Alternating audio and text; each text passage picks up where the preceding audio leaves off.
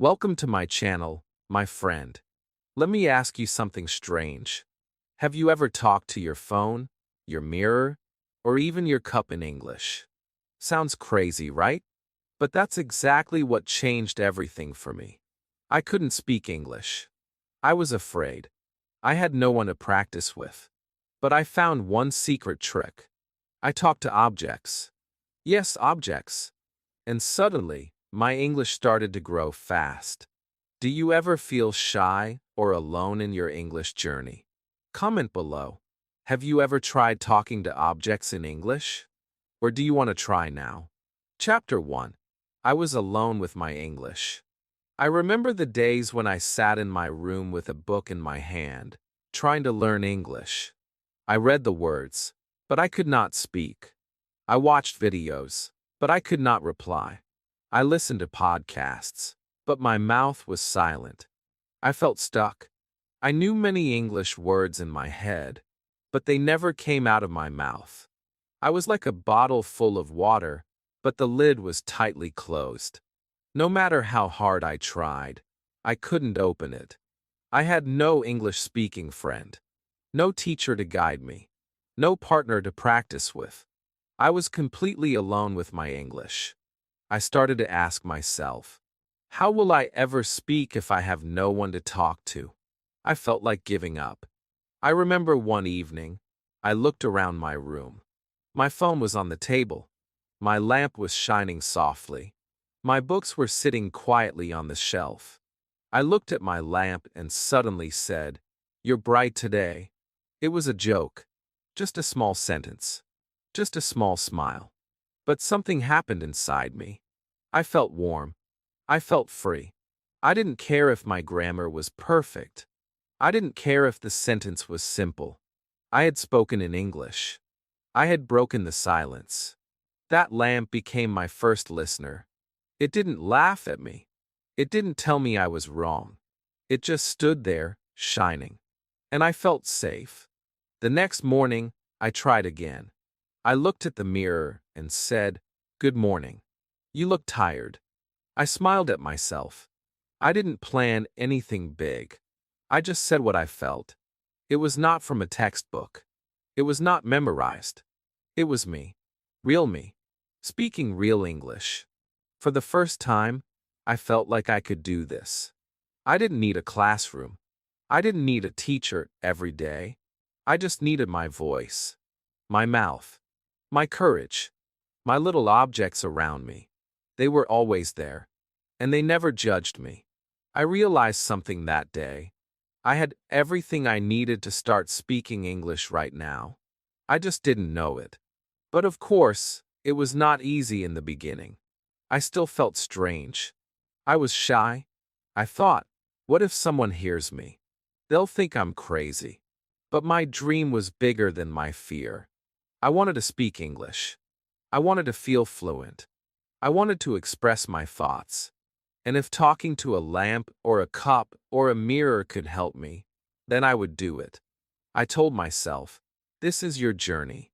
No one needs to understand it. They will see the results later. And I was right. At first, people laughed. They didn't understand why I spoke to my bag or my notebook. But when my English became better, they stopped laughing. They started asking, "How did you improve so fast?" And I told them, I spoke when no one was listening. Every day after that, I spoke more. I spoke to my shoes, my pillow, my toothbrush. It became normal. It became fun. I gave names to my objects. I told them how I felt. I asked them questions. I answered them too. I turned my room into a classroom and my things into students. But the truth is, I was the student. And I was also the teacher. My voice became stronger. My mouth felt comfortable. My words didn't hide anymore. They flowed. Slowly, gently, but surely. You see, my friend, sometimes we wait for the perfect situation to speak. We wait for the right teacher, the right friend, the right class. But English doesn't wait. It grows when we use it. Even if you're alone, even if it's just a whisper to your bottle of water. That whisper is a beginning. That small sentence is a seed. And seeds grow when you speak them into the world. I was completely alone with my English. But that's where my journey truly began. And maybe, just maybe, it's where yours can begin too. Chapter 2. My first sentence to a lamp. It was a quiet night. The room was dark, but one little lamp was glowing on my desk. I was sitting there, feeling tired and lost. I had studied English for years. I knew many words. I had books, apps, grammar rules, but I still could not speak. Every time I tried to say something, my tongue stopped moving. My mind was full, but my mouth was empty. I felt like I was locked inside myself. I looked around. No one was there. Just silence. Just me and that little lamp. I stared at it for a moment. And then, without thinking, I said, "You're bright today." That was it. Just 3 words. Just a simple sentence. But something powerful happened. My heart beat faster. My lips moved. My voice came out. I spoke in English. And no one judged me. No one laughed. That lamp just stood there, shining softly. And for the first time, I felt brave. I smiled. It felt like the beginning of something new. I looked at the lamp again and said, "Do you like this room?" I laughed. It was funny, but it was real. I was talking. I was not thinking too much. I was not translating from my language. I was not worried about grammar. I was just speaking. I looked around the room, and suddenly, everything looked different. My notebook, my chair, my water bottle. They all became part of my English world. That one sentence to a lamp changed my life. Before that moment, I thought speaking English needed a perfect situation. I thought I needed a partner, a classroom, or a native speaker. But now, I knew the truth. I could create my own English world, right here, right now. That lamp was not just a lamp. It was a listener, a friend, a mirror for my English voice. It helped me start. And that was the most difficult step, starting. After that night, I began to talk more. Every morning, I looked at the lamp and said, "Good morning, bright friend." Every evening, I said, "Thank you for your light." These were not big sentences, but they were full of emotion. They were real. They were mine. Speaking to a lamp may sound silly to others, but for me, it was smart. It was brave. It was freedom. It gave me the confidence to try more. I started to speak to my mirror, my phone, my pen. Everything around me became a chance to practice. I didn't wait for perfect English. I just used the words I had. And each day, my English grew stronger. I became less afraid of mistakes. I didn't feel alone anymore. I had my own speaking partners, the objects around me. And the best part? They always listened. They never laughed. They never stopped me. They were always there. Just like English. Always around us, waiting to be spoken. If you're watching this and thinking, "I can't speak," I want you to try what I did. Pick one object. It can be anything. A cup, a lamp, a shoe, a book. Look at it. Think about it. Say one sentence to it.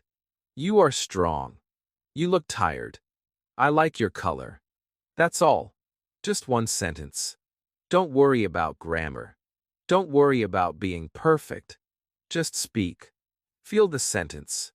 Feel your voice. That is where fluency starts, with feeling, not fear. With practice, not perfection. That lamp is still on my desk. Every time I see it, I smile. It reminds me of the night I stopped being silent. The night I took control of my English journey. You can do the same. Maybe tonight, your first sentence will also go to a lamp. And maybe, just maybe, That will be the start of something beautiful. Your voice matters. Your words have power, even if they begin with a lamp. Chapter 3. Why Objects Are the Best Listeners. After that first sentence to my lamp, something inside me changed. I had always been afraid to speak. I thought people would laugh at me. I thought they would correct my grammar or say I was wrong. That fear stopped me from using my voice. But when I talked to the lamp, there was no fear. No one judged me. No one told me, "That's not correct." I was free. Free to speak. Free to make mistakes. Free to just enjoy the sound of my own voice in English. That's when I realized something powerful. Objects are the best listeners in the world. They don't interrupt you.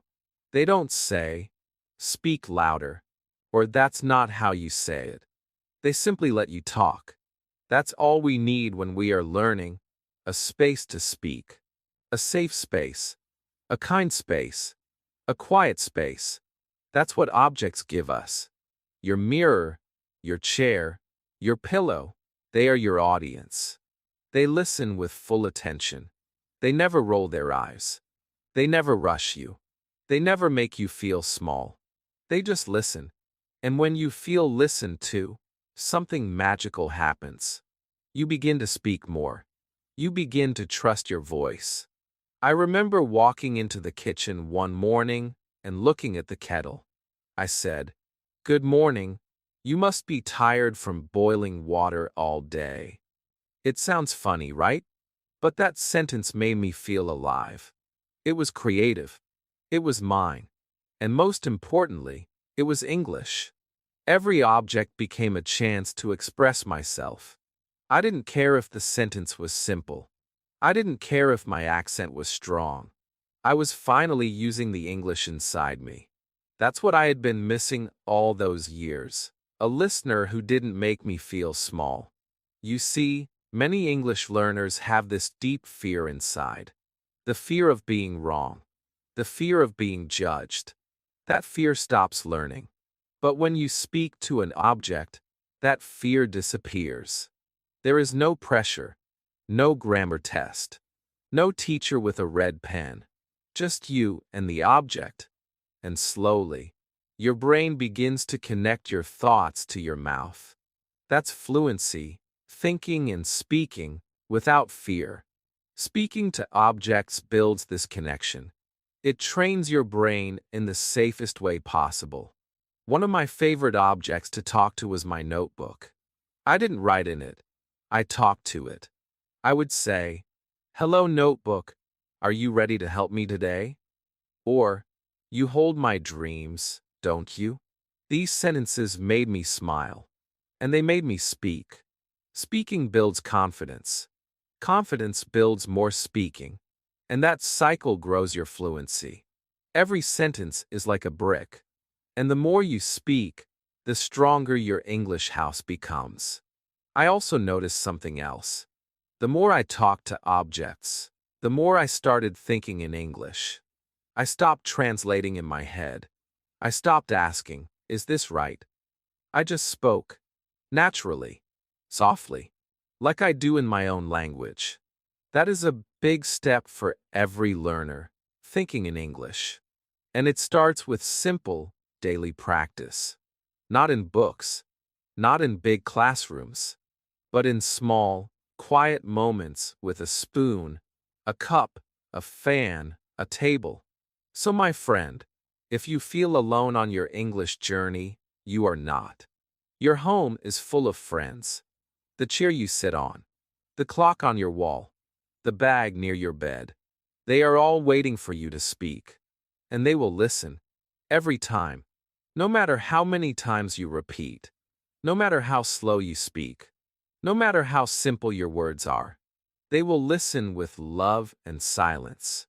And that is exactly what you need to grow. Now it's your turn. Look around you. Find one object. Look at it with kindness. And say one sentence. Just one. Make it yours. Feel it. Speak it. This is not silly. This is smart. This is brave. This is how you begin. Speak to the world around you, and the world will slowly start speaking back. Chapter 4. My mirror was my first teacher. There was a day I will never forget. A quiet morning. I stood in front of the mirror and looked at myself. My eyes were tired. My face looked unsure. I was holding my toothbrush, thinking about my day. I had a strong desire to speak English, but still, my mouth was silent. Then, something pushed me inside. A small voice said, "Say something. Just try." So I looked into my own eyes and said in English, "Good morning. You look sleepy." It was soft. It was a little strange. But it was real. That moment changed everything. That mirror became my first teacher. When I spoke to the mirror, I saw my own mouth move. I watched how my lips shaped the words. I saw my eyes grow more confident. And I realized something very deep. I wasn't just learning English. I was learning courage. I was learning to face myself, to face my fear. The mirror showed me my expression, my body language, my feelings. It was like watching another person, but that person was me. And every time I spoke a sentence to the mirror, that person became stronger. I didn't need grammar books in that moment. I didn't need long vocabulary lists. I just needed my voice and my reflection. That reflection helped me fix my pronunciation. I could see where I was going wrong. I could copy the way my lips should move.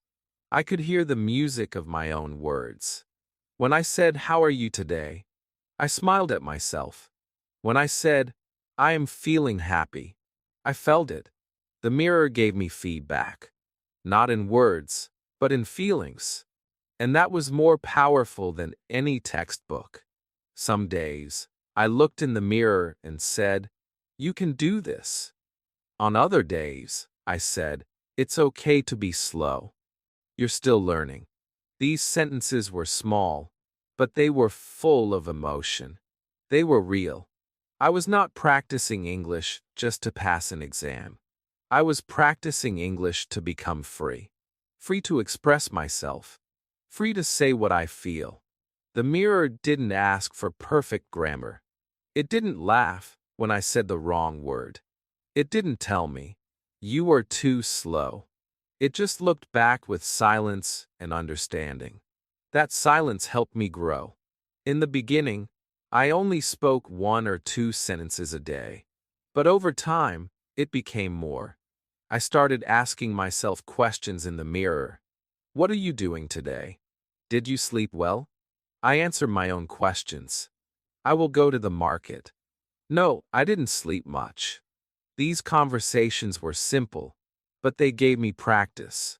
Real practice. Daily practice. With the most honest listener, myself. Sometimes I cried. Sometimes I laughed. Sometimes I just stood there, breathing deeply, saying, "Keep going. Don't stop."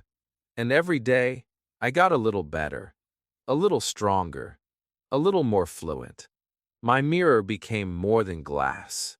It became my first classroom, my best teacher, my daily speaking partner. It showed me the face of someone who didn't give up, the face of someone who kept trying, even when no one else believed in them. If you are watching this video and you feel like you have no one to practice with, I want you to try this. Go to your mirror. Look at yourself. Don't be afraid. This is not silly. This is smart. Say one sentence. "I want to learn English." Or, "I believe in myself." And then say another. And another. Watch yourself. Feel your words. Repeat them. Smile. Laugh. Cry. Whatever comes, let it come. Because that mirror is your truth. And when you speak English with your truth, you will never be weak. Your mirror is waiting for you. It's not just for brushing your hair or fixing your clothes.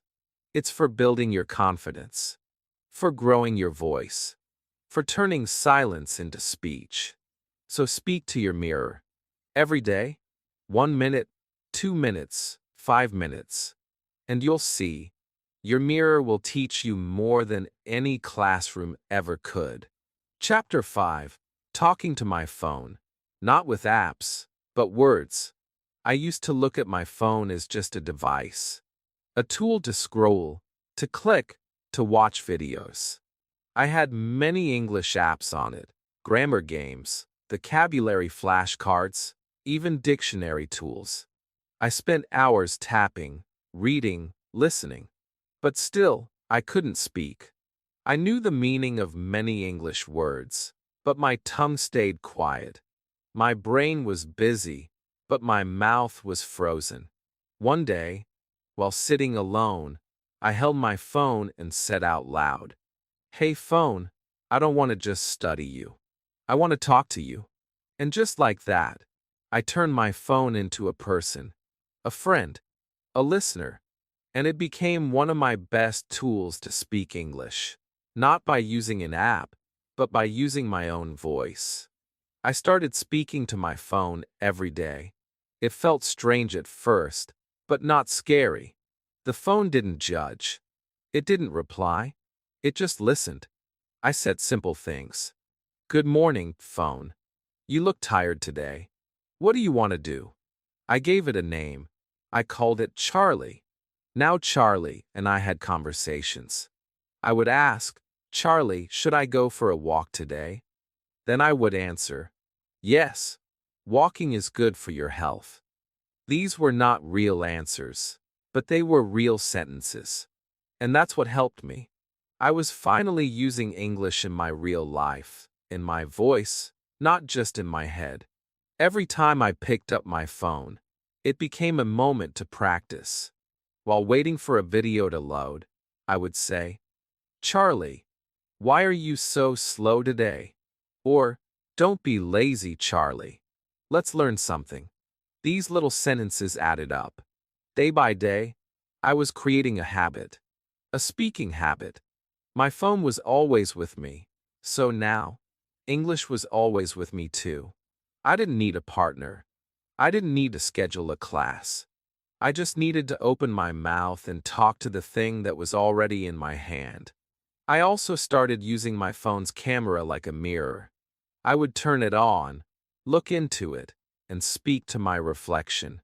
It was like combining two practices, the mirror and the phone. I would say things like, "Today is a good day. I am ready to learn." Then I would repeat it slowly, with more feeling. "Today is a good day. I am ready to learn." My face became more expressive. My voice became clearer. And something amazing started to happen. My confidence started growing fast. Sometimes I recorded my voice using my phone. I would say short sentences and then play them back. At first, I didn't like how I sounded. My accent was strong. My voice felt strange. But the more I listened, the more I accepted it. I wasn't trying to sound like someone else. I was trying to sound like me, in English. That became my goal. To be myself in another language. And my phone helped me do that. It became more than a tool. It became a space where I could be brave. Many learners feel they need expensive classes or special speaking partners. But I want to tell you something important. Your phone is your best friend if you use it the right way. Don't just scroll videos all day. Don't just type in silence. Talk to it. Really talk. Say what you feel. Describe your day. Ask questions. Give answers. Use your voice. Because when you use your voice, you build fluency. And when you build fluency, you build power. My phone is still with me every day. But now, it's not just a screen. It's my English friend. When I feel nervous, I speak to it. When I'm happy, I celebrate with it. When I learn a new word, I say it aloud to my phone, like sharing a secret. This habit has changed my fluency. I don't just study English now. I live it. I speak it. I feel it. And it all started with one simple sentence. "Hey phone, let's talk." So today, I want you to try something. Pick up your phone. Look at it, smile at it, and say one sentence in English. Any sentence. Don't think too much. Don't wait to feel ready. Just speak. Because that's where your fluency begins. Not in the app, but in you. Chapter 6. Giving objects a name and a personality. One day, I looked at my cup of tea and said, "You look warm and sleepy today, Mr. Brown." And I laughed. Not because it was silly, but because it felt fun. That cup became Mr. Brown from that day. I gave it a name, a personality, even a mood. And something beautiful happened. English became more than a language. It became play. It became real. Speaking English didn't feel like homework anymore. It felt like talking to friends. Slowly, I started giving names to all the objects around me. My notebook was Emma. My chair was Mr. Lazy. My lamp was Lucy. And just like that, my silent room became full of characters, full of voices, full of life, and full of English. When we are children, we talk to our toys. We imagine stories. We give them names. We laugh with them. We cry with them. And through that, we learn our language. Fast, naturally, happily. Why do we stop doing that when we grow up? Why do we make learning so serious, so heavy, so boring? I decided not to do that anymore. I wanted to speak like a child again, free, fearless, curious. So I made my own English world with objects that had names and stories. I spoke to them like friends. Emma, are you ready to help me write today? Mr. Lazy, stop making me so comfortable. I need to study. Lucy, thank you for your light. You're always here for me. These were not just jokes. They were real sentences, real conversations. And I was building real fluency. Without pressure, without rules, just emotion and expression. My vocabulary grew, my sentences got longer, my speaking became faster, all because I was enjoying the process. When you give something a name, you give it life. And when you speak to it, you give your English purpose. That's the secret. We don't learn well when we're bored. We learn well when we care, when we smile, when we feel. I remember one rainy evening, I sat by the window and looked at my plant. I called it Greenie. I said, "Hey Greenie, do you like the rain?" And then I answered for it. "Yes, it makes me feel fresh." I laughed. I repeated the sentence again, with more feeling. "Yes, it makes me feel fresh." I felt like I was acting, playing a role. But I was doing something powerful. I was training my brain to think and speak in English. I was creating natural conversations. And all this was happening in a room with no people. Just me, my imagination, and my new English friends. Some days, I made up stories. I said, "Lucy the lamp is sad today. She wants to go outside." I acted like I was her. "But I'm stuck on this table." I would laugh and reply, "Don't worry, Lucy. I'll tell you what's happening outside." And I described the weather, the street, the trees. This helped me describe real things around me in English.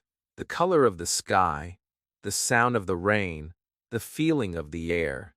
My speaking became richer, more emotional, more real.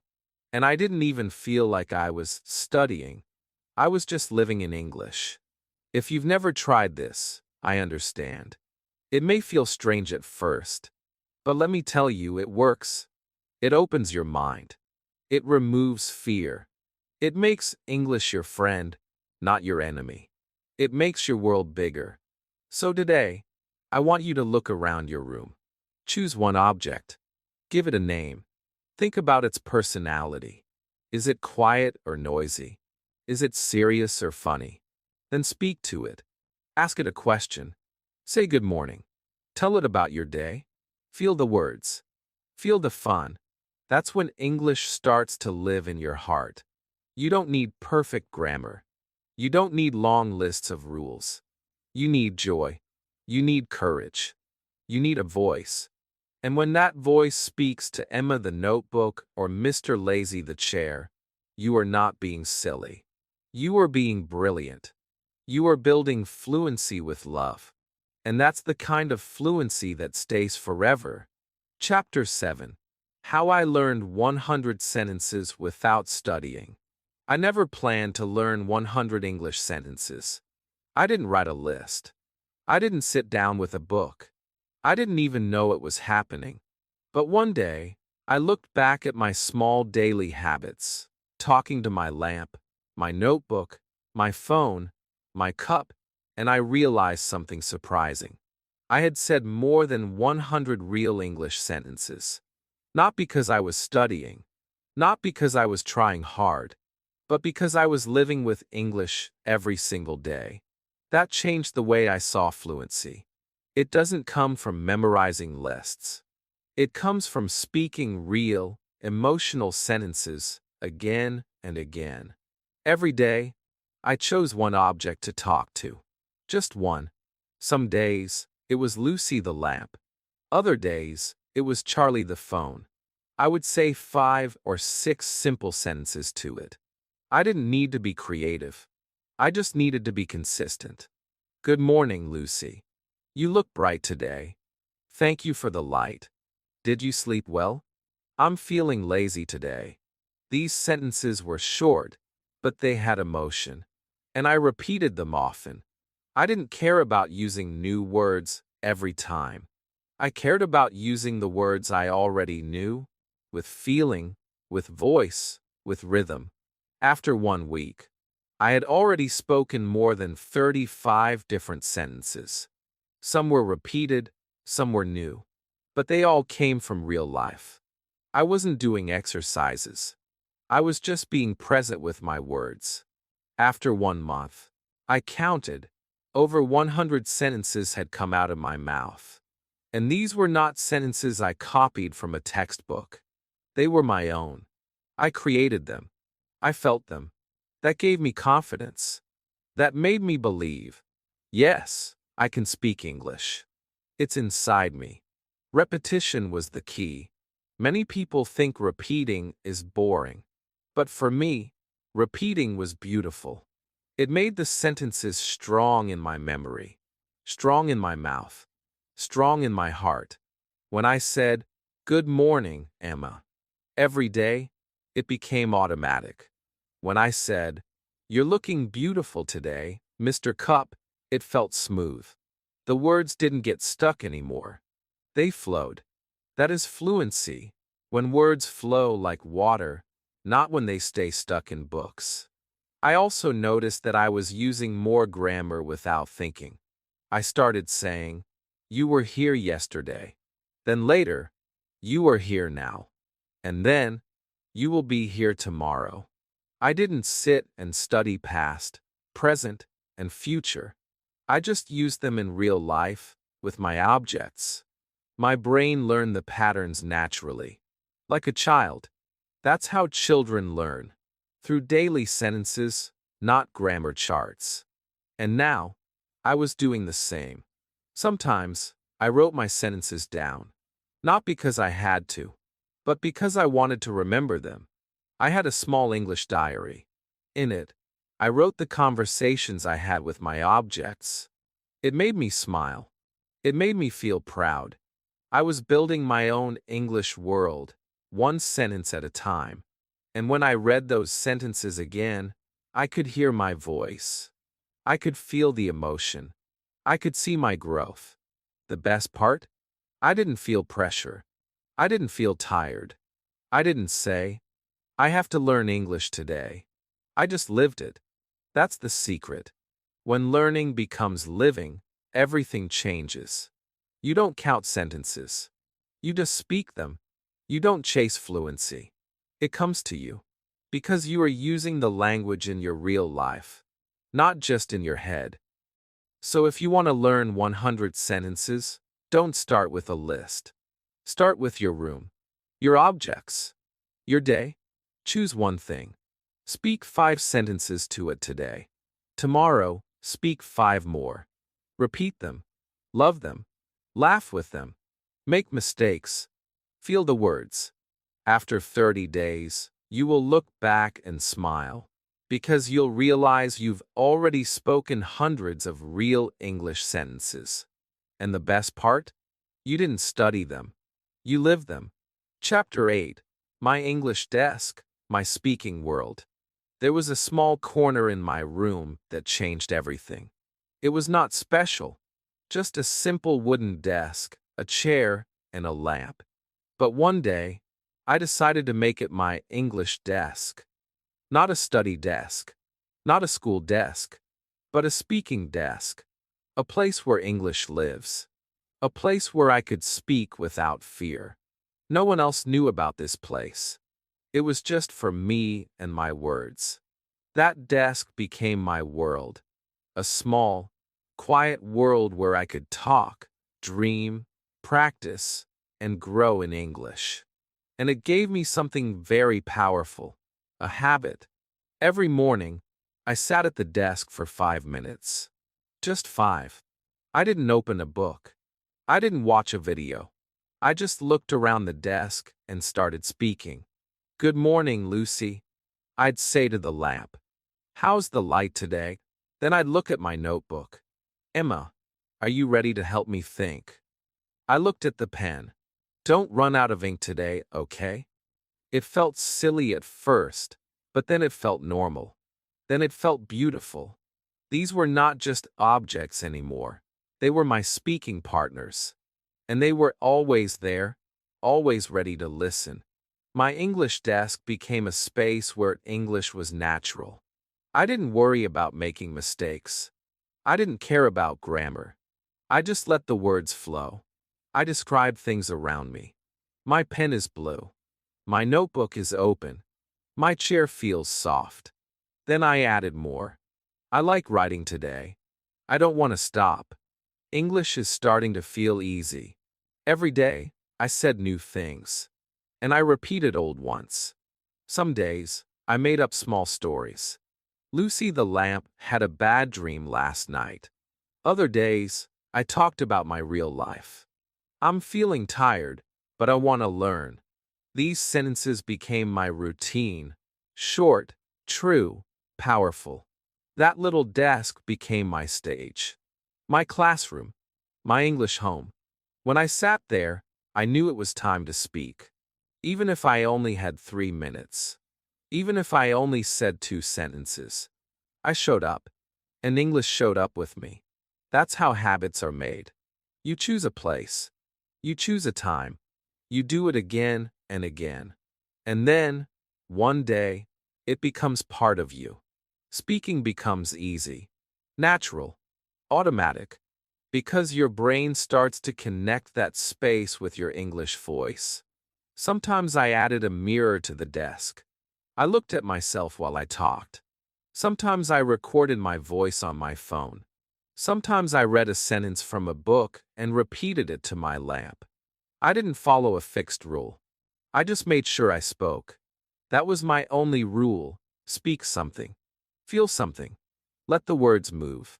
I trusted that these small speaking moments would grow. And they did. I started to speak more fluently, even when I left the desk. Because the habit was inside me now. If you're learning English and you feel lost, I invite you to create your own English desk. It doesn't need to be big or perfect. Just a small place where you feel calm and free. A corner of your room. A part of your table. A spot near your bed. Put a notebook there. A cup. A lamp. Give them names. Give them voices. And then give them your words. 1 sentence a day. 2. 5. It doesn't matter how much. What matters is that you speak. The world is noisy. Life is busy. But your English desk will wait for you. It will always be quiet. Always ready. Always yours. And every time you sit there, you will remember who you are. A learner, a dreamer, a speaker. Not tomorrow. Not someday.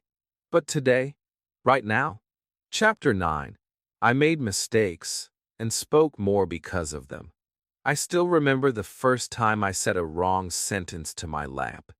I looked at Lucy, my little shining friend, and said, "You is bright today." Then I stopped. I felt strange. I knew it sounded wrong.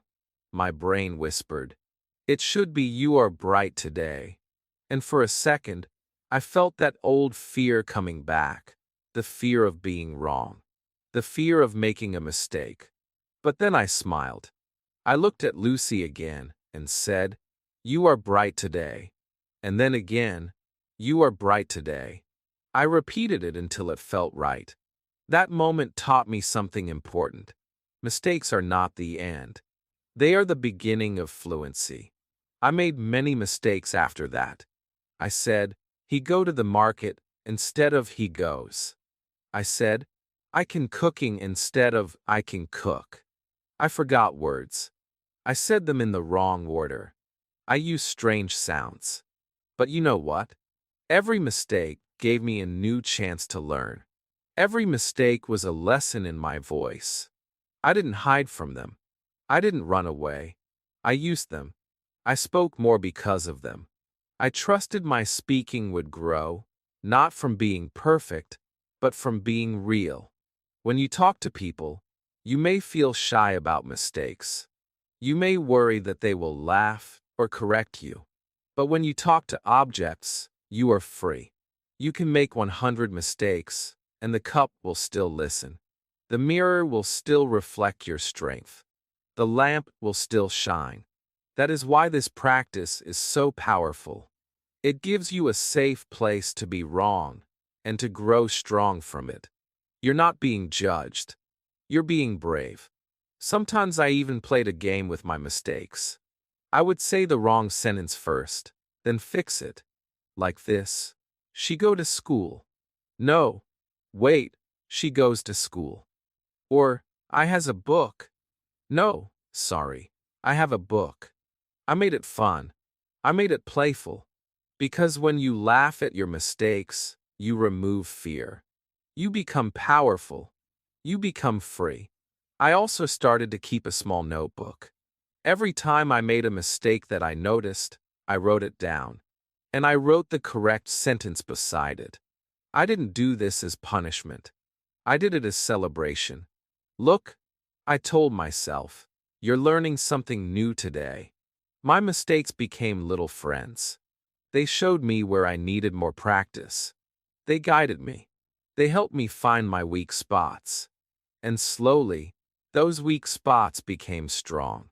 Many learners stop speaking because they want to be perfect. But perfection is a trap. You wait and wait and wait, and you never speak. You hold your words inside, and your fluency never grows. But if you accept your mistakes and speak anyway, your English becomes alive. It becomes strong. It becomes part of you. Even now, I make mistakes. Sometimes small ones. Sometimes big ones. But I keep speaking. I don't stop. Because fluency is not about never being wrong. It's about never stopping. It's about building a relationship with the language. A kind, loving relationship where you forgive yourself, where you try again, where you speak with heart. So, if you're afraid of mistakes, I understand you. I was afraid too. But I want to tell you, speak anyway. Talk to your objects. Make mistakes. Then fix them. Laugh at them. Repeat your sentences. Don't hide from your errors. Welcome them. Every mistake is a teacher. Every correction is a gift. And every time you speak again, you are stronger than before. Today, I want you to do something brave. Pick one sentence. Say it wrong on purpose. Then correct it. Say it again. Feel the difference. Let your voice grow. Let your confidence rise. Because the secret is this: the more mistakes you make, the faster you learn. And the more you speak, the closer you are to fluency. Don't fear the fall. Speak, fall, rise, and speak again. Chapter 10. Talking to a chair taught me real conversations. It was a rainy afternoon. The sky was gray, and the air was quiet. I was sitting in my room, looking around, thinking about how to practice English that day. I had already spoken to my lamp, my mirror, and my phone. But then my eyes stopped at the chair near my desk. It was an old chair, a little broken, a little quiet. I looked at it and smiled. "You look tired today, Mr. Chair," I said softly. And just like that, I started my first real conversation in English with a chair. I didn't stop with one sentence. I said more. "Are you okay? You've been carrying me all week." I laughed at myself. Then I answered like I was the chair. "I'm fine, but I need a break too." And suddenly, I was not just practicing English. I was creating a real back and forth. I was asking and answering. I was imagining, feeling, speaking. That old chair helped me learn how real conversations happen, not with long, difficult words, but with simple, kind sentences that come from the heart. The more I practiced with the chair, the more natural my speaking became. I used greetings. "Hello, how are you today?" I asked questions. "Do you like sitting near the window?" I gave answers. "Yes, I enjoy the sunshine." I even talked about feelings. "I feel lonely today. What about you?" Then I replied, "I'm always here, even when you're quiet." These small talks, these pretend moments, helped me grow. I was practicing conversation structure. I was learning how to flow, how to pause, how to react, all by speaking to something that could not reply. Many people think practice only happens with real people. But I learned that conversations start in your mind. If your brain doesn't know how to form a sentence, how to answer a question, how to express a feeling, then it doesn't matter who you're talking to. You will stay silent. But when you talk to a chair, when you imagine the other voice, you start to build that ability inside. Your brain begins to expect answers, prepare responses, and create meaning. And that's the key. That's fluency. It doesn't start on the street. It starts inside you. Sometimes, I made the chair angry just to practice. I said, "Mr. Chair, I'm sorry I spilled tea on you yesterday." Then I replied in a deep voice, "You must clean me today." It was funny, but it taught me how to handle emotions in English, how to say sorry, how to reply politely. I said things like, "I promise to clean you today. Please forgive me. Thank you for being patient." These are real conversation skills. I didn't learn them from books. I learned them by playing, by speaking, by using my imagination, all while sitting in a quiet room with no one but a chair. The most surprising thing? These chair conversations helped me speak better with people later. When I finally talked to someone in English, I didn't freeze. My brain already knew how to respond. I had practiced hundreds of small sentences. I had already trained myself in the art of reply. So the real conversation felt familiar, easy, comfortable. And it all began with those quiet talks in my room. So today, I want you to try something new. Find a chair. Sit across from it. Pretend it's your friend, your teacher, your classmate. Ask it questions. Answer them too. Talk about your day. Talk about your dreams. Practice greetings, emotions, questions, replies. Don't worry about being silly. Be free. Be bold. Be playful. That chair can become your greatest teacher, if you let it. Fluency is not only about speaking English to people. It's about learning how to speak in your own world first. If you can have a conversation with a chair, you can have one with anyone. The chair will never correct you, never rush you, never stop you. It will wait patiently for your voice. and your voice will grow stronger every day. Chapter 11. Speaking when you're alone changes everything. There was a time when I thought speaking English only made sense if someone was there to listen. I believed I needed a teacher, a partner, a classroom. If no one was watching, if no one was replying, then what was the point of speaking? So I waited. I waited for the perfect time, the perfect person, the perfect situation. And during that wait, I stayed silent. My English words stayed in my head. My voice stayed quiet. But one day, everything changed. I started speaking when I was alone. Just me.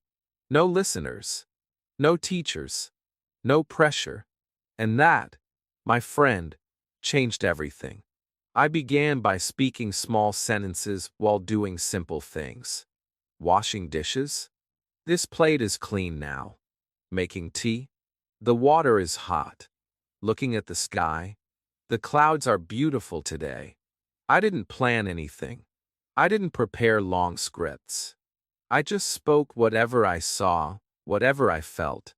And in those small, quiet moments, I found something powerful: freedom. There was no fear of mistakes, no fear of judgment, no one to correct me. Just space, just peace, just me and my English voice finally coming alive. When you speak alone, your English becomes part of your life. It's not a subject anymore. It's not something you do for a test. It becomes your language, your friend, your expression. I remember walking to the market, talking softly to myself. I need tomatoes. Maybe I'll buy some apples too. I wasn't showing off. I wasn't practicing for anyone. I was simply living in English. And the more I did it, the more natural it felt. Speaking became as normal as breathing.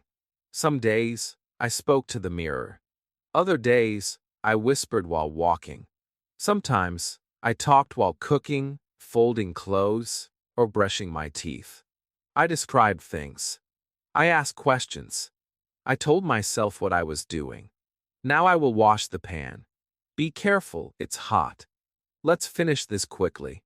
I'm hungry. These were not big, beautiful sentences, but they were real.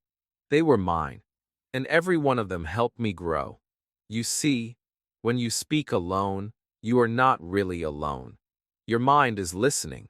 Your brain is working. Your mouth is moving. That is real practice. That is real learning. You don't need someone else to become fluent. You need yourself, your voice, your time, your courage to speak when no one is watching. That's the secret most learners miss. They wait for the world to give them a chance. But the truth is, you must give yourself the chance first. Sometimes I laughed at myself. Sometimes I made mistakes.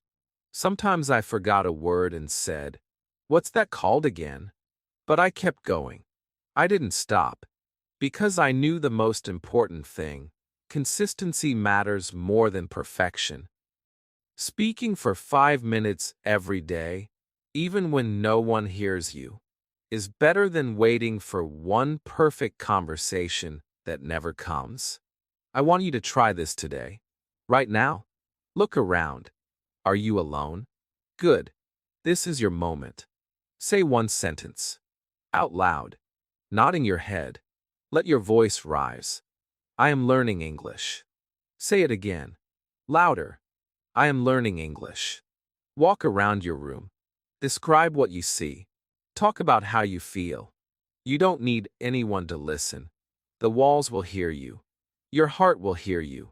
And that is enough. Speaking alone is not a weakness. It's a strength. It means you're taking responsibility. You're not waiting anymore. You're acting. You're growing. You're becoming the speaker you always wanted to be.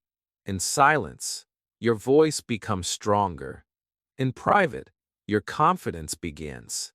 And soon, when the world is watching, you will be ready. Because you've already practiced in the quiet, when no one saw you, but you showed up anyway. Chapter 12. How to make English your roommate.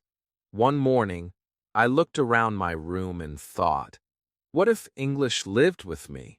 What if it was not just a subject or a goal, but a person, a roommate, a part of my daily life?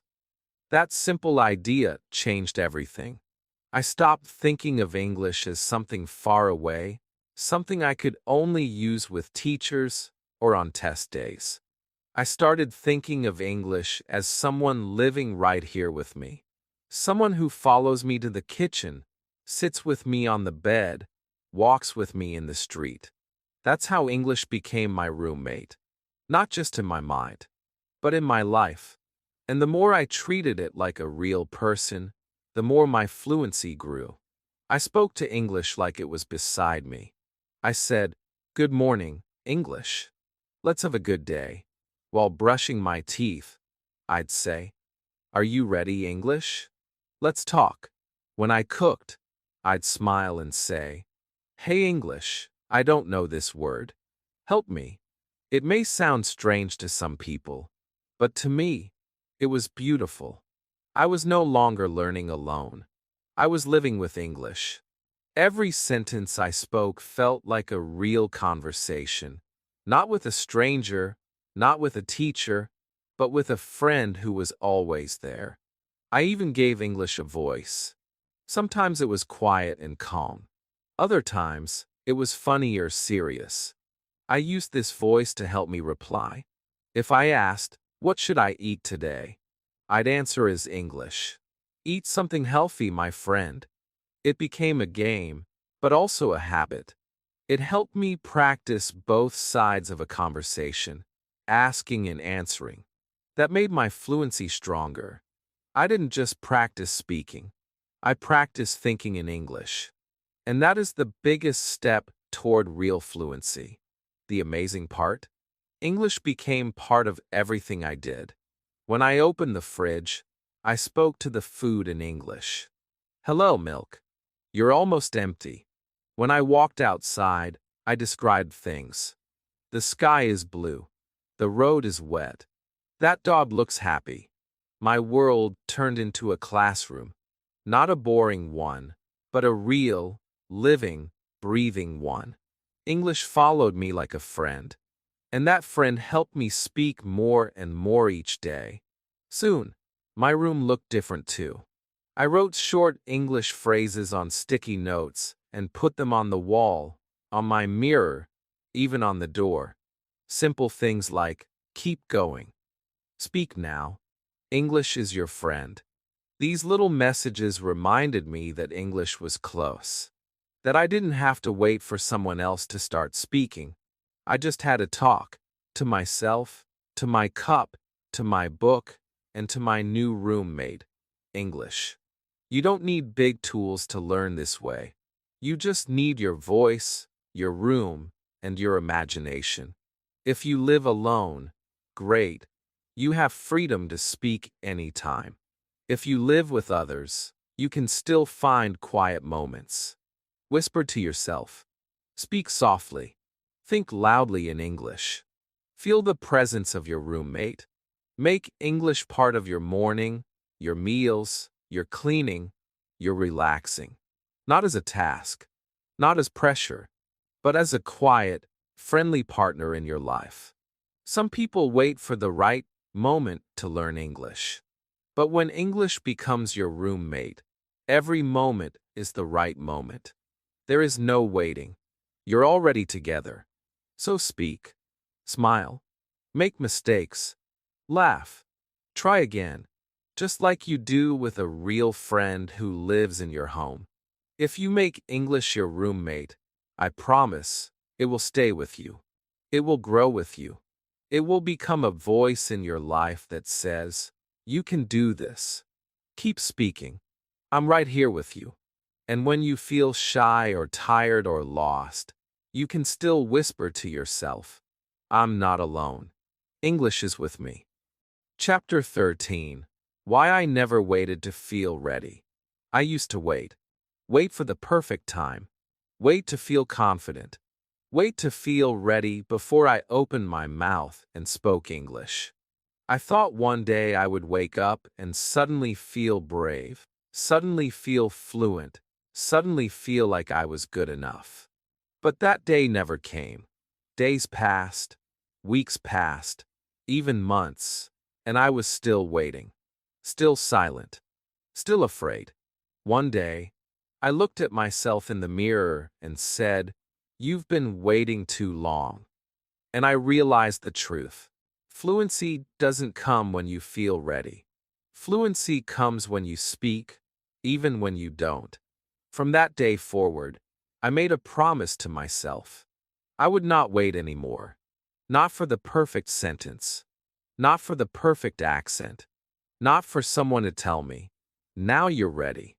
I would speak now. Even if I made mistakes. Even if I felt shy. Even if my heart beat fast and my hands shook. I would speak. I would talk to my lamp, my mirror, my phone. I would describe my day. I would ask questions. I would give answers. I would build fluency with my own two hands, with my own voice. At first, it was hard. I didn't feel ready. But I spoke anyway. My sentences were short. My grammar wasn't perfect. Sometimes I forgot words. Sometimes I repeated myself. But I kept going. Every sentence was like a brick. Every mistake was like glue. I was building a strong house, one word at a time. And the more I spoke, the stronger I became. Not perfect, not fast, but real, and honest, and brave. You see, waiting feels safe. But it's also a trap. When you wait, you lose time. You lose progress. You lose chances. But when you act, even with fear, even with doubt, you grow. You win. You become the speaker you've always wanted to be. I didn't wait to feel perfect. I practiced. I tried. I spoke. And one day I realized I wasn't afraid anymore. I didn't need to be ready. I was already enough. So many learners message me and say, "I want to speak English, but I'm not ready." And I always say, that's why you must start now. Speaking is the medicine for fear. Speaking is the solution. Not silence, not delay, not more thinking, but speaking, even small, even slow, even to a spoon on the kitchen table. That is how it begins. Some of my best English moments came when I felt the weakest. I remember feeling tired, confused, and frustrated. But I still whispered to my notebook, "I won't stop." I still said to my reflection, "Keep going." I still smiled and said, "One more sentence today." Those sentences weren't beautiful, but they were powerful, because they came from my heart. If you are waiting to feel ready, my friend, I understand you. I was you. But I want you to hear me now. You are ready. Right now. This moment. You don't need more words. You need to use the words you already have. You don't need to know everything. You need to say something. One small sentence. Then another. Then another. That's how I did it. That's how you can do it too. So today, don't wait. Speak. Even if it's just to your phone. Even if it's just to yourself. Say something real. Something true. I want to speak English. I'm learning. I'm trying. That's enough. That's more than enough. Because when you stop waiting, you start winning. You start speaking. You start becoming the version of you that you were always meant to be.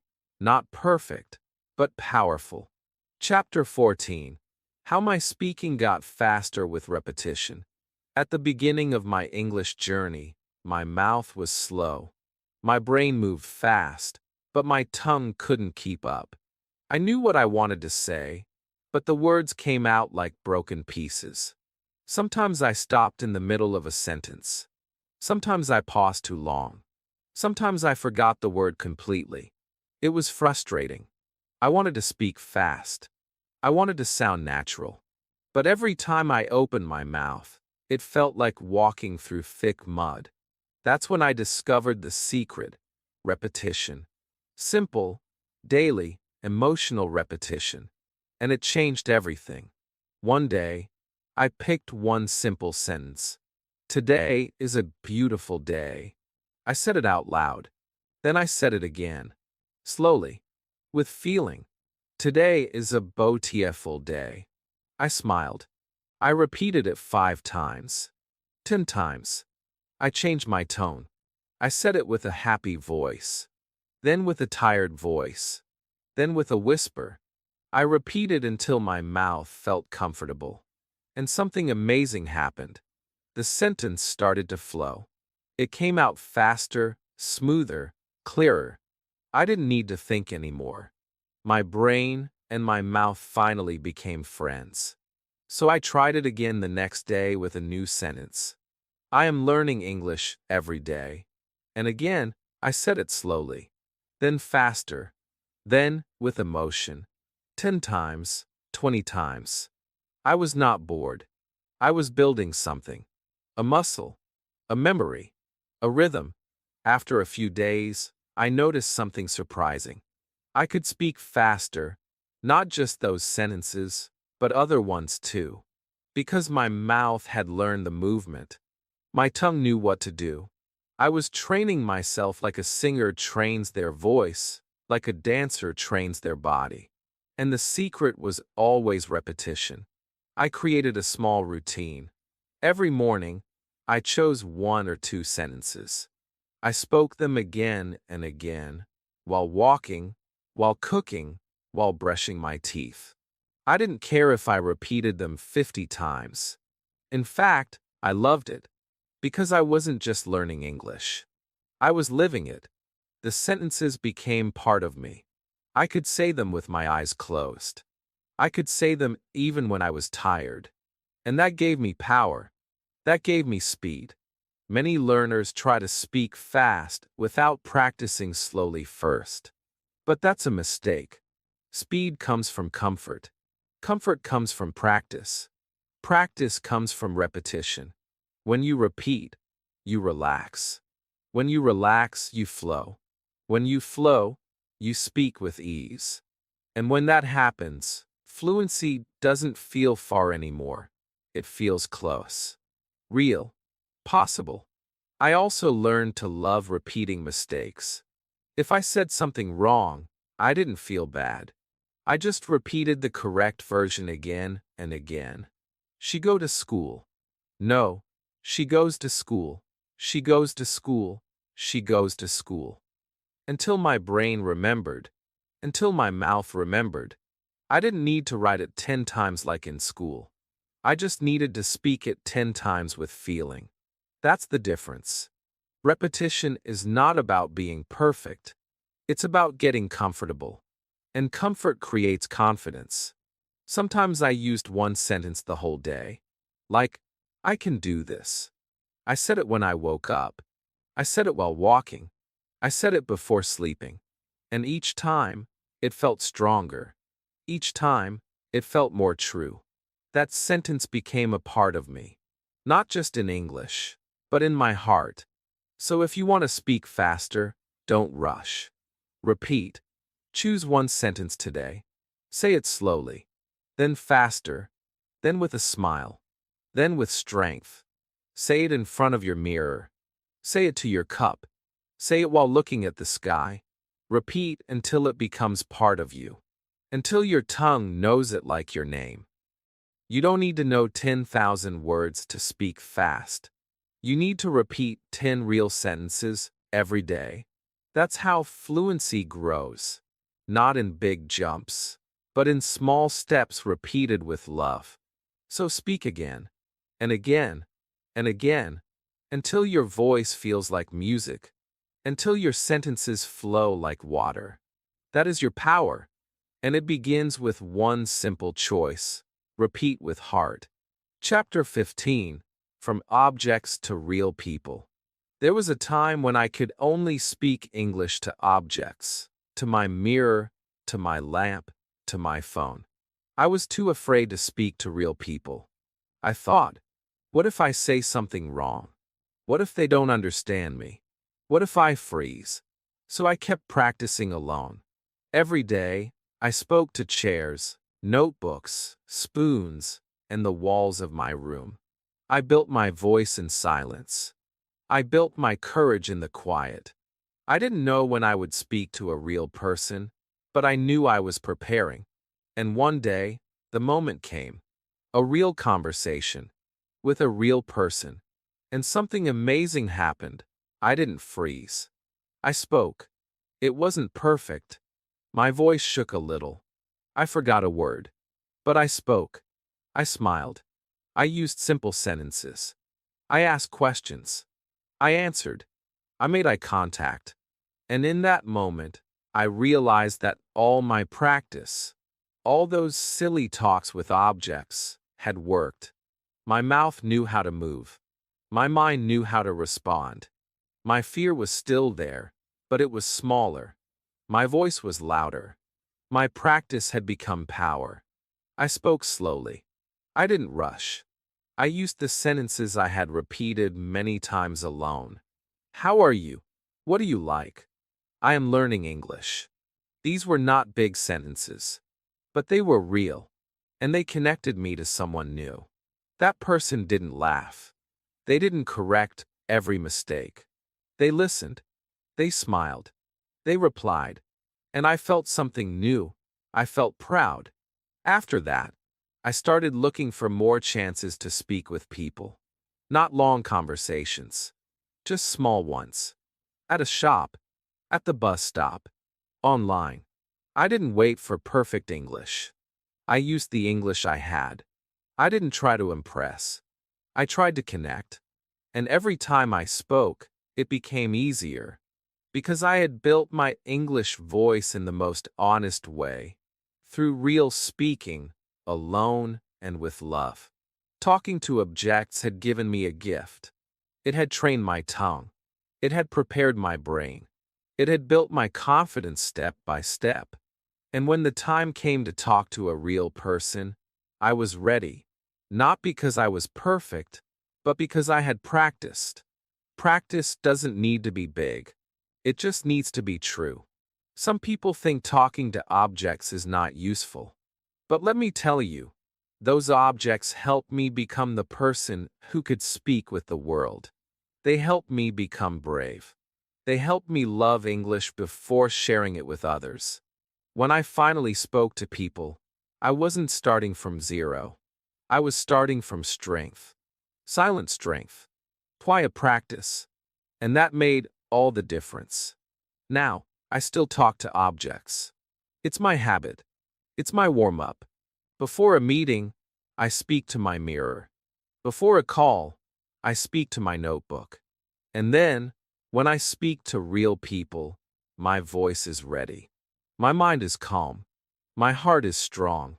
So, if you are still speaking only to objects, don't feel small. Don't feel silly. Feel proud. Because that is where fluency begins. You are building your English muscle. You are becoming strong, one quiet sentence at a time. And soon, when you speak to real people, you will feel it. The words will come, the fear will shrink, and the conversation will begin. And when that moment comes, you'll remember your lamp, your chair, your mirror. You'll smile and say, "Thank you for listening to me when no one else did." Because they helped you become who you are, a real speaker, a real learner, a real winner. Chapter 16. Why this works better than just watching videos.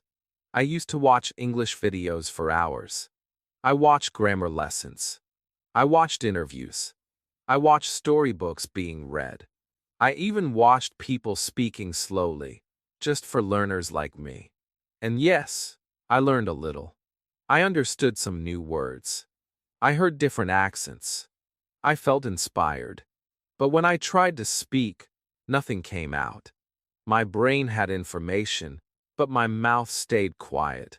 I thought, why am I still silent? I watched so much. That's when I realized the truth. Watching is not enough. Watching feels like learning, but speaking is what truly makes you fluent. The more I sat and watched, the more passive I became. I was receiving words, but I wasn't using them. It was like eating food, but never moving your body. The energy stayed stuck inside. I needed to move. I needed to speak. That's when I started talking to objects. At first, it felt strange. I was used to watching others talk. But now it was my turn. And something magical happened. The more I spoke, the more my mouth remembered. The more I repeated, the more natural it felt. I wasn't just watching someone else live in English. I was living in English myself. Videos are helpful. They give you ideas. They show you how the language works. But if you don't open your mouth, nothing changes. Your confidence doesn't grow. Your fluency doesn't build. It's like learning how to swim by watching videos of people in the pool. At some point, you have to jump in. And for me, jumping in meant talking to a spoon, a chair, a book, anything I could see and name and speak to. That's when learning became real. When I watched videos, I always thought, that person speaks so well. I wish I could do that. But when I started talking to objects, I stopped wishing. I started doing. I started using my own voice. I stopped copying, and I started creating. My sentences weren't long. They weren't perfect, but they were mine. And they mattered more than any hour I spent just watching. Speaking creates energy. It makes your body move. It trains your brain and your mouth at the same time. It builds memory. It connects emotion with expression. When I told my lamp, "You are shining like the sun," I felt joy.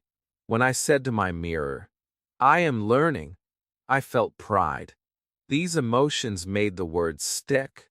Watching videos gave me examples, but speaking gave me experience. Many learners feel busy. They say, "I have no time to speak." But they watch 5, 10, 20 videos a day. That's time. And if they use just 10 minutes to speak out loud with real voice, they would see a big change. Because 10 minutes of speaking is more powerful than an hour of watching. Speaking is doing. Speaking is action. Watching is only step one. So now, I use videos in a new way. I don't just watch. I speak with them. I pause the video. I repeat the sentence. I say it again. I change it. I make it my own.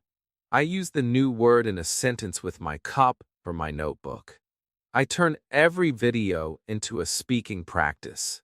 Because learning begins with listening, but it ends with speaking.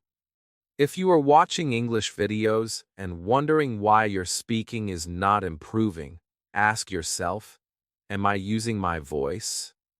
If not, start today. Watch less, speak more. Don't wait for a perfect moment.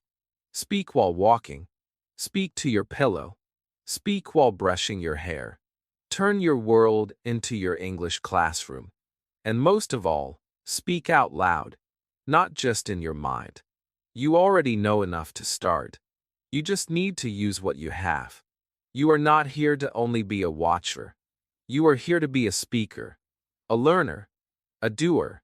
And that begins now, with your own voice, your own words, and your own courage. Chapter 17.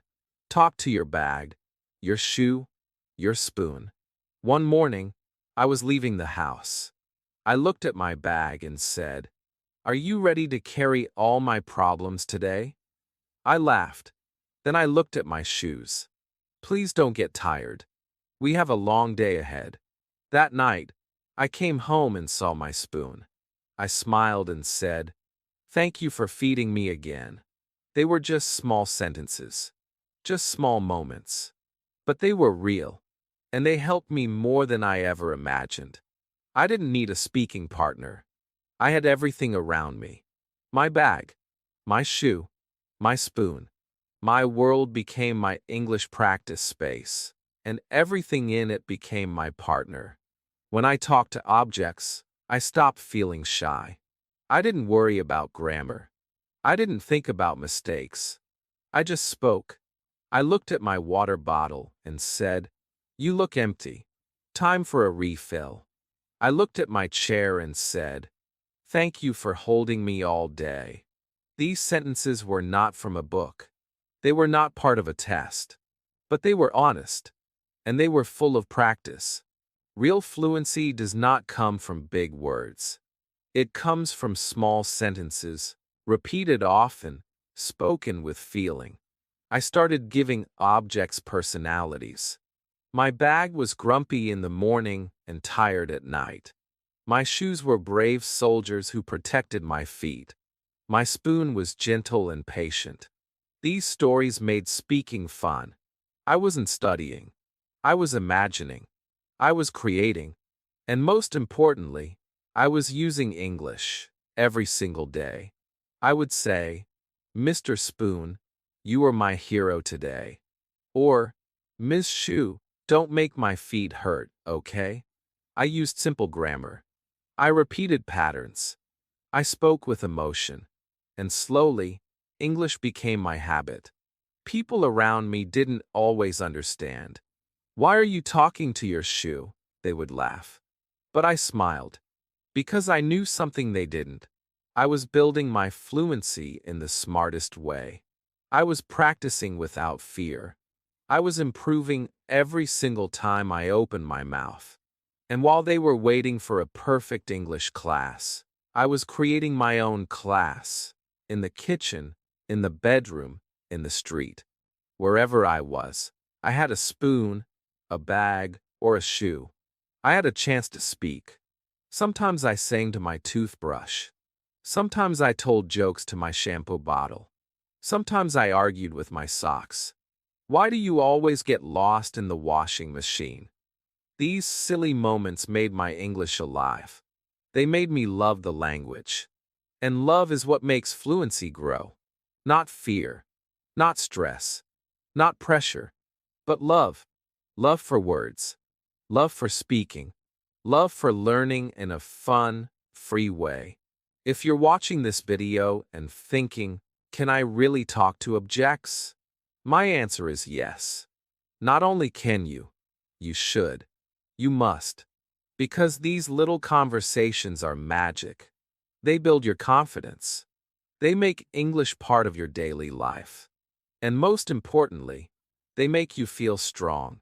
You are not waiting anymore. You are creating your own practice. You are choosing to speak. So today, talk to your bag. Tell it how heavy it feels. Talk to your shoe. Thank it for walking with you. Talk to your spoon. Share your thoughts. Make it a habit. 5 sentences a day. 10. Say them out loud. Repeat them. Smile while you speak. Laugh if it feels funny. That joy is your teacher. That freedom is your power. You don't need more books. You need more sentences. You don't need more rules. You need more courage. So speak to anything, to everything, to everyone, even if it can't reply. Because English is not just for talking to people. English is for expressing yourself. And every object in your life is waiting to hear your voice. Chapter 18. Turn talking into a daily ritual. Every day, I used to ask myself, how can I speak English better? I looked for new methods, new apps, new ideas. But the answer was already inside my daily life. I didn't need to do something big. I just needed to do something small, every single day. That's when I created a daily ritual. A small speaking routine that I followed like brushing my teeth. Simple, quiet, repeated, and powerful. Speaking English became a part of my morning, my lunch, my evening. Not because I had time, but because I made time. Just 5 minutes a day, and slowly, those minutes changed my entire journey. My ritual started in the morning. I woke up, stretched, and looked at my mirror. "Good morning," I'd say. "How did you sleep?" Then I'd talk to my pillow. "Thank you for being soft." My toothbrush. Let's work hard today. My breakfast. You look tasty. These small sentences woke up my voice. They told my brain, we are speaking English today. And once that voice was on, it didn't turn off. I carried it with me. To the kitchen, to the street, to the shop. My English wasn't part of my study time anymore. It was part of my life. In the afternoon, I kept the habit going. While eating lunch, I talked to my plate. You're full again? After lunch, I clean and speak while doing it. Let's wash you clean, little bull. Sometimes I described what I was doing. Now I'm wiping the table. I'm pouring water. These descriptions were simple, but they gave me constant speaking practice. I wasn't just thinking in English. I was speaking it, living it, using it again and again. At night, I had another small ritual. Before going to bed, I stood in front of the mirror and said one positive sentence. You did well today. Or, you spoke more today than yesterday. I gave myself love. I gave myself power. Then I'd say good night to my lamp. Thank you for the light. To my pillow. Please help me rest. To my blanket. You feel warm tonight. This wasn't about perfect grammar. It was about connection, about routine, about using my voice without fear. That's the power of ritual. You don't need to think. You don't need to plan. You just follow the steps. And those steps become your ladder. One small sentence today, one more tomorrow. Soon, you're climbing without even noticing. That's what happened to me. Speaking became natural, easy, automatic, because I didn't wait for a big opportunity. I created a small one, every day, in my own way. Some days I was tired. Some days I didn't want to speak. But I still said one sentence. Just one. That was my promise to myself. Speak one sentence, no matter what. And that sentence always made me feel better. It gave me confidence. It reminded me, you are growing. You don't need a long lesson. You need a small moment, repeated every day. That's what makes a ritual powerful. So I want you to build your own ritual. Start small. Maybe every morning, say 5 sentences out loud. Or choose one object to talk to before lunch. Or end your night by describing your day to your phone. Make it simple. Make it yours. But do it every day. Not once a week. Not only when you feel perfect. But every day, even if it's just for 2 minutes. That's how you build fluency that lasts. Remember, fluency doesn't come from one big moment. It comes from many small ones. Quiet ones. Repeated ones. Spoken with love, not fear. So build your ritual. Make it strong. Make it yours. And let English become not just your language, but your daily life. Chapter 19. You're not crazy. You're smart. When I first started talking to objects, my spoon, my phone, my mirror, I didn't tell anyone. I was afraid they would laugh. I thought they would say, "You're crazy. Who talks to a chair?" But deep in my heart, I knew it wasn't crazy. It was smart. It was brave. It was powerful. Because while others were waiting to find a speaking partner, I had already found one. While others were afraid of mistakes, I was already practicing. While others were silent, I was speaking. Alone, yes, but speaking. And that made all the difference in my journey. People around me didn't understand. They asked, "Why do you whisper to yourself?" I smiled and said nothing, because I knew something they didn't. I knew that fluency doesn't begin with talking to people. It begins with talking to yourself, with training your tongue, with opening your mouth, with using the English that lives inside you. It doesn't matter if you're talking to a fan or a toothbrush. What matters is that you're talking, you're trying, you're practicing. And that, my friend, is not crazy, It's genius. We live in a world that loves to judge. People laugh when you try something new. They laugh when you do something different. But let them laugh. Let them talk. Because while they are busy laughing, you are busy growing. You are building confidence. You are learning. You are moving forward. They will only see the result one day, when you speak fluently, clearly, proudly. And they will ask, "How did you learn?" You will smile and say, "I talk to my shoe every day. And it worked." You don't need to explain your methods to anyone.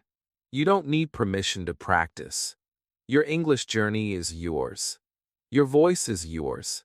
And if talking to a chair helps you speak more, then that chair is a blessing. If talking to your teacup makes your tongue move, then that teacup is your teacher. Don't feel ashamed. Don't feel small. You are doing something most people are too afraid to try. You are speaking when no one is watching. You are showing up for yourself. I remember once sitting on my bed, holding my phone, and having a full 5-minute conversation with it. I asked it questions. I gave it answers. I told it stories. I laughed. I even said, "You're a good listener." And you know what? I felt amazing. Because my voice was active. My words were flying. My brain and mouth were working together. And all of it happened without anyone around me. That is the secret to learning fast. Don't wait for the world. Create your own world. So if someone tells you, "That's strange," you tell them, "No, that's smart." Because practice doesn't need an audience. Success doesn't need approval. Your learning is real. Your voice is powerful. Your idea is working. You are not crazy. You are creative. You are building something beautiful, sentence by sentence, day by day. And if you ever feel doubt, if you ever feel shy, remember this. The people who change their lives are the ones who do things differently. Talking to objects may look strange, but fluency comes to those who are not afraid to look strange for a while. Fluency comes to those who speak, even when no one claps. So today, I want you to feel proud. Proud of your practice. Proud of your habit. Proud of your English. You are not just learning. You are living in English. And that makes you smart. That makes you strong. That makes you special. Chapter 20. My secret is no longer a secret. Now it's yours. For a long time, this was my little secret. I didn't tell anyone that I was learning to speak English by talking to a chair, a spoon, or a notebook. I didn't post about it. I didn't ask for advice. I just kept going. Quietly. Every day, I spoke to the things around me. I created my own world, my own practice, my own way. And slowly, something beautiful happened. I started speaking English, not only to objects, but to people. I didn't freeze anymore.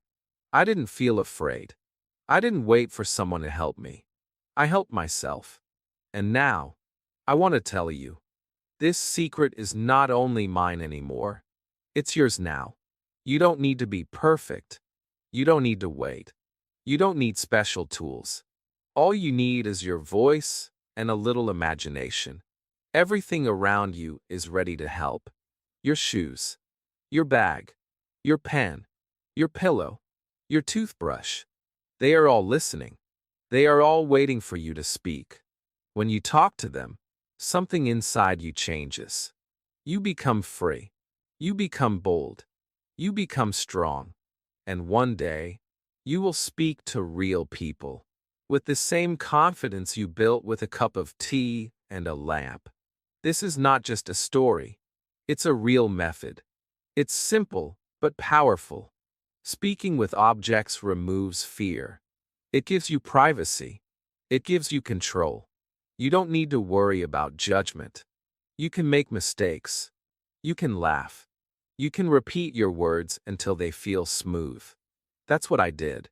Every day, And that's how I became fluent faster than I ever expected. And now, my friend, it's your turn. This is not just a video. This is a key to a new way of learning. A way that doesn't cost money. A way that doesn't need a teacher. A way that lives in your home, your bag, your spoon. A way that begins today, not someday. You have the power now. You don't need to keep searching. The answer is already with you. So, I give you this gift, my secret. It's no longer hidden. It's yours to use. Yours to build with. Yours to share. From this moment, I want you to look at everything around you and say, "This is my classroom. This is my partner.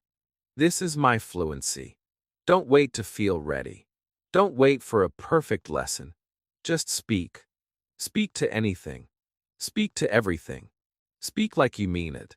And when people ask you one day, "How did you learn to speak English so well?" Smile and tell them, "I talked to my spoon, my mirror, my bag, and I never stopped." And maybe, just maybe, you'll help someone else. You'll pass this secret to another beginner, just like I'm passing it to you now. This is your journey, your story, your voice. Speak now. The secret is yours. If this video touched your heart, if you learned something new today, please like the video, share it with someone who needs it, and comment below. Which object will you speak to today? Let's help more English learners discover this powerful, simple trick. And don't forget to subscribe to the channel, because here, we speak English with heart, hope, and honesty. You are not alone. You are not weak. You are growing. Speak now, even to a spoon, because your fluency is waiting on the other side of your voice. Red Heart.